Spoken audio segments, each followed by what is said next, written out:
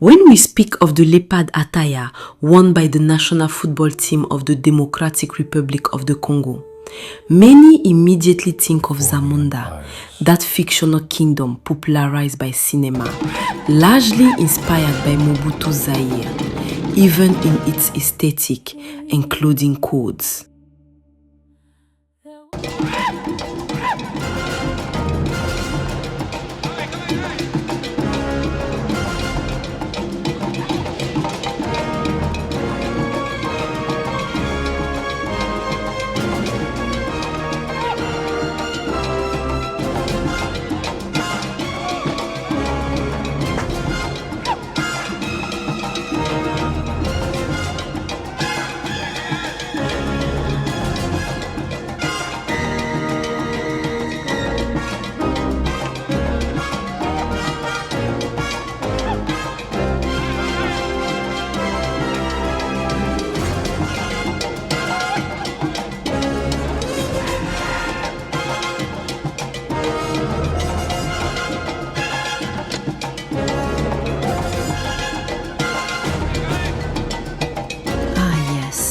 That's true.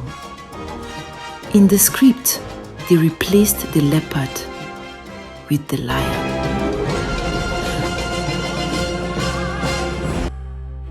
A ruler walking between earth and sky.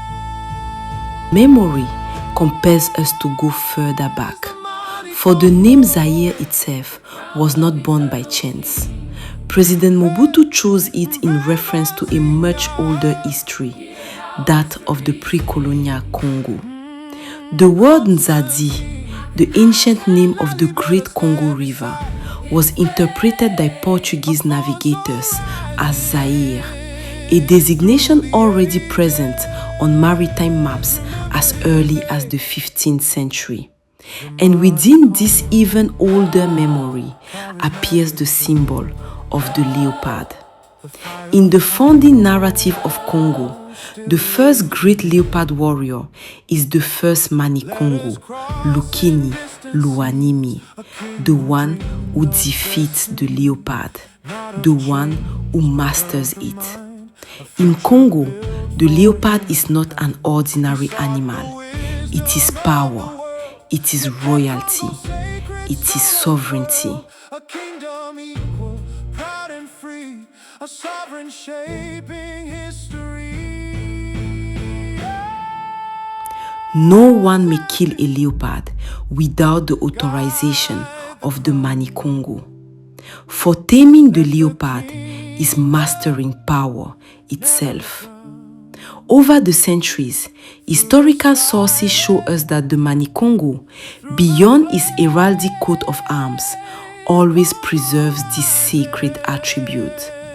The leopard definitively becomes the totem animal of Congo. One of the most striking representations comes to us from the famous Dutch portrait of the ManiKongo, Garcia II, Nkanga Alukeni, descendant of Nimi Alukeni. Like his ancestor, he wears the attributes of the leopard warrior. But his era also reveals another reality. For nearly 2 centuries already, Congo has been in dialogue with the Iberian Peninsula, a meeting of worlds, a cultural hybridization. Thus, the sovereign wears an iron cuirass in battle, a male coif mentioned in historical accounts, while still preserving the ancestral symbols of Congo power, the leopard.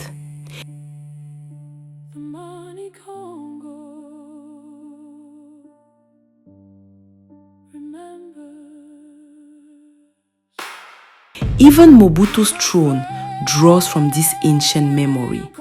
Its aesthetic recalls the throne in Congo, models of which can still be seen today at the Museum of Mbanza, Congo. But the history of the leopard warrior is even older. Long before Nimi Alukeni, the pharaohs of Egypt had already adopted this imagery of power. Sovereigns and princes drape themselves in feline skins, symbols of domination and sacredness.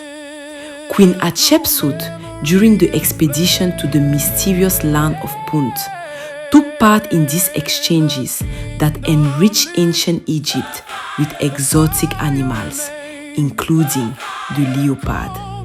And later, before Mobutu, even before the fictional kingdom of Zamunda, monarchs and European rulers would also adopt the leopard as a symbol of prestige and authority. For wearing the leopard has never simply meant wearing the skin of an animal. It means embodying something of it, its cunning, its strength, its agility, its intelligence, its power. So, and you, are you also a leopard warrior?